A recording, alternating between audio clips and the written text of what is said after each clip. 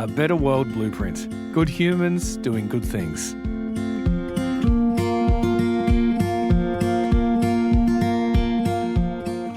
Hello, I'm Siobhan Hunt. I created this podcast to give people a bit of balance to the negative news we all consume. Every episode highlights someone who's making this world a better place. Welcome. I'm so happy you're here. Life without essential services would be pretty grim. No hot water, lights, heating. It's something you might expect in a third world country, but not here in Australia. Electrician Ryan Wilson found that many in his community on the Central Coast were living just like this. So he founded Free Trade Day, where people can nominate those that need help, and tradies will step in to provide the service. I hope you enjoy this chat with electrician and founder of Free Trade Day, Ryan Wilson. Hi Ryan, welcome to A Better World Blueprint. Thank you so much for having me, Siobhan. You're welcome. Can you tell me, what was your wake-up moment, or what triggered you to think, I want to create this Free Trade Day or this organisation to help people who can't afford trades? It was definitely first-hand experience that led me to finding Free Trade Day. Wasn't something that I had been planning for a long time. Basically, I got asked to go out to an elderly gentleman's house. He was an old war veteran, lived out at a local suburb, Baddo Bay, and he asked me to come out to fix a light in his kitchen. And I got out there, and this guy was a lovely bloke. He'd been living pretty rough, and not only did he not have a light in the kitchen working, he basically none of the lights through his house were working. He went on to tell me that he hadn't had hot water for 6 months. Wow. Yeah, he had like cockroaches sort of running around his house.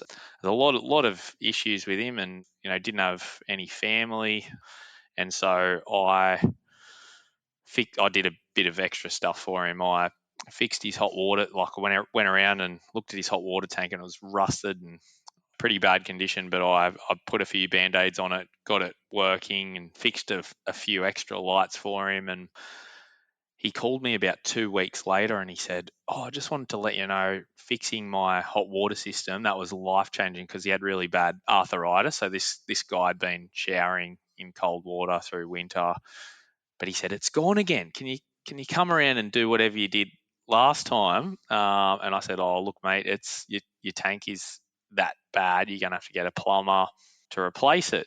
Weirdly enough, I had another job about 3 weeks after I spoke to him. And there was a big removalist truck at his house, and I thought I better go over and just make sure he's all good. But unfortunately, I found out that he'd passed away. So I laid in bed that night, couldn't sleep. I was just thinking about this fella and how I should have. Obviously, I'm not a plumber. I can't put a hot water tank in myself. But so just it was a little bit out of guilt as well that I should have done something. So I think it was actually that night I posted on Facebook where I had a crew. It was me and about 5 staff that I've got here at Terrigal Electrical, and I just said, look, on this Friday we're going to run around. We're going to do a day for free. If there's anybody that can't afford a tradie, is living without essential services like hot water or no power or no lights, things like that. And yeah, it just got a lot of traction, got a big amount of traction. And we ended up having something like 30 or 40 other trade businesses on the coast that were like, we will also do a day for free on Friday. Yeah, and it went viral. I had Koshi from Sunrise actually knocked on my door, and before I had a coffee, and I was really awkward. I'm better now talking on live camera, but if you go right back, because this started like 2017. I remember I had an earpiece and I was looking straight down the barrel of the camera, and they said, "Don't look down the barrel of the camera. It looks super awkward." But yeah, so it grew really quickly. And I had no idea what to do, really. Well, I want to ask you about what you did next, but if I can just take you back to something you said there in terms of the traction it got. Who was it that was responding to what you're doing, and how did it happen? Like, was it because the tradie community on the Central Coast, I mean, the tradie community anywhere it can be quite a small community in some ways. You always know someone somewhere. Yeah. But I imagine on the Central Coast, you probably know each other. Was it like word of mouth that other trades heard of it and thought, oh, this is a really great idea? Or was it people in the community who knew someone who needed a tradie? Where do you think it came from? Yeah, look, it was a little bit of both. So we had like a local radio station reach out for us, and they sort of spoke about what I was doing. So obviously that helped us with a bit of traction. We had a local company, it was Mitre 10, that said, look, we're going to donate all of the material for today. Obviously, yeah, well, I've got a network of a lot of friends that have their trade businesses, so they found out. But I met so many other local business owners through this initiative that I otherwise would have never met. We just had a common interest to better the lives of people doing it tough, and we take for granted, a lot of the Central Coast community keeps us in business ultimately. And we felt like as tradies, giving back for a day isn't a huge effort for us, and being able to change people's lives. And in a lot of cases, I think we've saved some lives doing Free Trade Day. It's inspiring, and it really puts things in perspective for the trade businesses. But yeah, look, as far as the nominations go, so that's who needs help. That was more of a word of mouth sort of thing. Just like this old fella that I helped initially, he wouldn't have normally asked for help. He was a proud sort of guy. So we set it up like you've got a dob in somebody that needs help. So that was a way around people, because it can be a bit embarrassing for some people, asking for help, or people are too proud, or some people just don't know that they need help. So that was a little way around that. And yeah, it was just a case of we had a lot of tradies, then we had a lot of people that needed help, and we just matched them up according. Yeah. Like how you say, we just matched them up. I'm sure that was a huge job in itself. Oh, yeah. But we'll get to that. When you say it just kind of went viral, and there was all this need, and then also this desire to sort of meet that need within your working community, I suppose.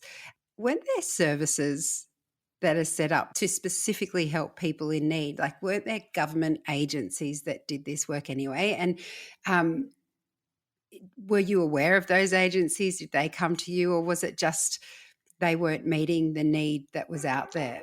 We do ask the question when we get a nomination come in.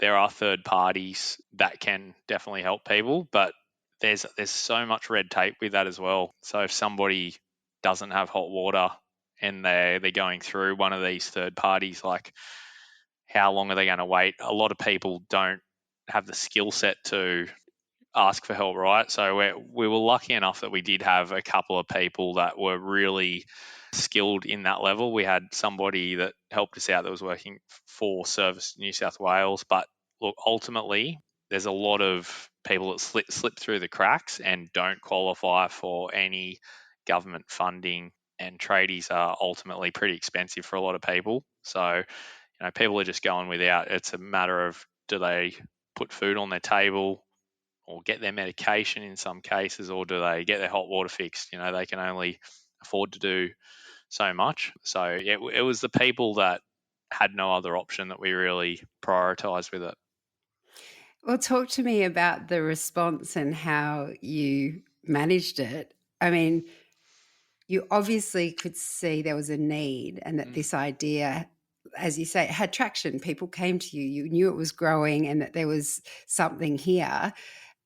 But I'm assuming as an electrician, managing this kind of very varied workload wasn't something necessarily you'd done before. What did you do next?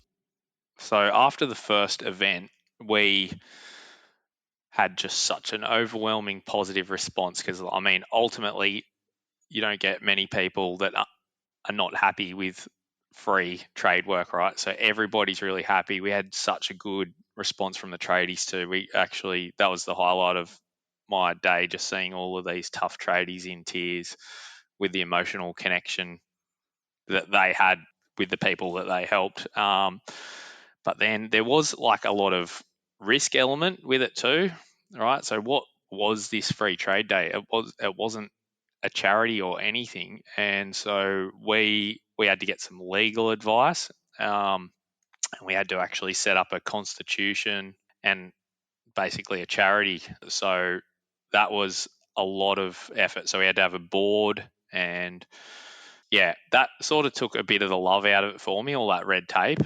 So it just kept on growing, kept getting bigger to the point where I started getting calls from people interstate saying, I want to start a free trade day event, because, the first one was just on the Central Coast. And then after that, I think we had 5 or 6 events around Australia, in Brisbane, Western Australia, all around Australia.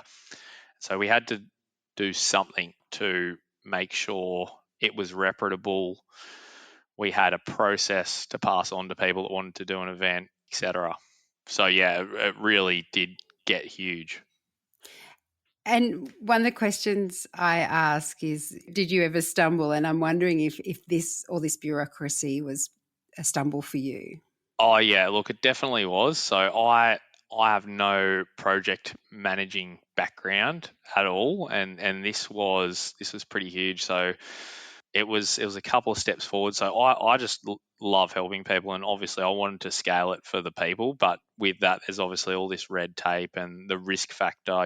What if a tradie that we match up injures themselves? Like, is this going to come back on free trade day? Or we try to only get really reputable tradies that obviously they all go through license and insurance checks, but what if there's a tradie that does the wrong thing and upsets somebody? What's our risk assessment with that? So yeah, that was definitely a stumble. And there was a year where we just said, look, we sort of fell out of love with it because it got too big. And when I say I pump it up, and then I basically get my wife to do all the hard work.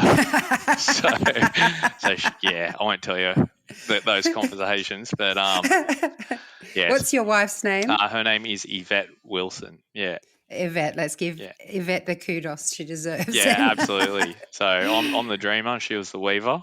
Yeah, so I got really large that we did fall out of love with it, and we just couldn't really run it. So we basically had to take 3 months off work. There was an event in 2019, and we worked out, as far as labor and material goes, we ended up in one day doing about $250,000 back into people's houses that really needed it. And that was just so huge. And, hundreds of really good stories, but we still, because we're scaling so large, you still get the odd job where there's a problem, where somebody's not happy or whatever. And that's where we thought, look, let's just can this for a year and see what's next. And then luckily the Lions Club reached out to us, and so we were like, take it, please. Oh, so they've taken over Free Trade Day? Is that They have now taken over Free Trade Day, so we were able to shut our charity down. So now Free Trade Day is a Lions Club event, and that's so much more relaxing for us. Like, I'm still as involved as ever, but now, we've got scalability and a lot of people helping. Oh, that's fabulous. And has the work changed you? Oh, definitely. It definitely has. Hey, you don't take anything for granted. And I just really love changing people's lives. And it's really good because, like, in a lot of situations, tradies, a lot of people don't think highly of tradies. And I think it's probably putting tradies in a positive light. It's also giving local businesses a chance to showcase that they care. And I think, like, for me personally, our business blew up really big after we helped a lot of people. And I think from outsiders, if they can see that there's a business that's kind and is giving back, people will support that. So that was awesome to see. Oh, that's so heartwarming in the sense that to see that kind of symbiotic relationship between giving and business. Anyway, I think that's lovely. And I know you spoke about the man that you first helped and how he inspired the story. But I'm wondering if you've seen the impact of this work, if there are any specific examples you can give us. Absolutely. So there was quite like just the last year's Free Trade Day event on the Central Coast. That was there was a lot of jobs that really stood out for us, and this is the hardest part because we get all of these nominations, and then it goes. I don't have much to do with accepting these nominations, so that's the hardest job because we might get hundreds of nominations, and then we have to select the jobs that are either the person is in need the most or they're in a particularly bad situation. So some that stood out for us last year was we had a young mother that of 3 kids, and her husband passed away not long ago with a brain tumor, and her house, he was actually a builder, and her house was left unfinished with lots of things that created a dangerous situation. You know, a builder's house is never done. He was always planning on doing it. So this mother was sort of left with decks without handrails and lights falling off walls and things like that. So we went around to her place, and I think we ended up having about 5 or 6 different trade businesses and just got all of these priorities done for her. We had a man, he was in sort of his mid 40s. He was going through chemo. There's another guy that hadn't had hot water for quite a while, so he used to have to drive to some public toilet block and shower there. So we got an electrician and a plumber to put in a new hot water tank at his place. We actually had a couple that both got diagnosed with breast cancer within a week of each other, and they didn't need too much done, but they were nominated. They said their backyard is getting overrun. So we had a landscaper and a yard maintenance guy come in and really give them a boost by cleaning up their yard. We had another single mother. She had a kid with, I think he might have had cerebral palsy, and they hadn't had a working oven for 3 years. So it was all of 15 minutes we got a spark. Actually, I was on that job, put in a new oven that was kindly donated by a wholesaler. So all of a sudden, she's able to cook for her kids. Yeah, so it's, just little jobs from tradies, and it's life-changing results for the recipients. So do you still cry, Ryan? Oh, I try to stay as emotionally detached as I can, because if I cry, then nothing's getting done. So it's now that it's been a few months since the last event, when I think about it, like definitely it pulls on my heartstrings for sure. So yeah, it's an emotional day. Yeah. And once the job is done, do you hear from these people that you help? You mentioned that the first fellow you helped, he said that his arthritis was so much better. Do you also get to hear from them after you've fixed their houses and stuff? Oh, I do, yeah. A lot of the jobs that I've personally helped with, we stay in touch for sure. We'll get hand-delivered letters just reflecting on how great it was that somebody cares about them and what the work that we did, how that's changed their life. So, definitely hear so many good stories, and those stories are spreading around the coast, and now it's something that people wait for and they expect to come back now, Free Trade Day. So, yeah, it's unreal. Oh, it's brilliant. Thank you so much for chatting with me today, Ryan. It's been my absolute pleasure. And I'll just say one other thing. So it will be coming back this year. So when it opens, if people want to nominate somebody or they're a tradie and they're interested in doing it, if they want to like Free Trade Day on our socials, and we have a website, freetradeday.com.au, and that's where you can register your business to help, or you can nominate somebody in need. Brilliant. Well, I'll put those links in the episode notes as well. So thank Excellent. you. My pleasure.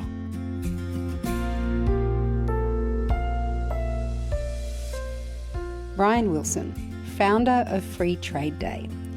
If you know someone like Ryan who's making this world a better place, I want to know about them. Shoot me an email. You'll find my address in the episode notes. I'm Siobhan Hunt. See you on the next episode of A Better World Blueprint.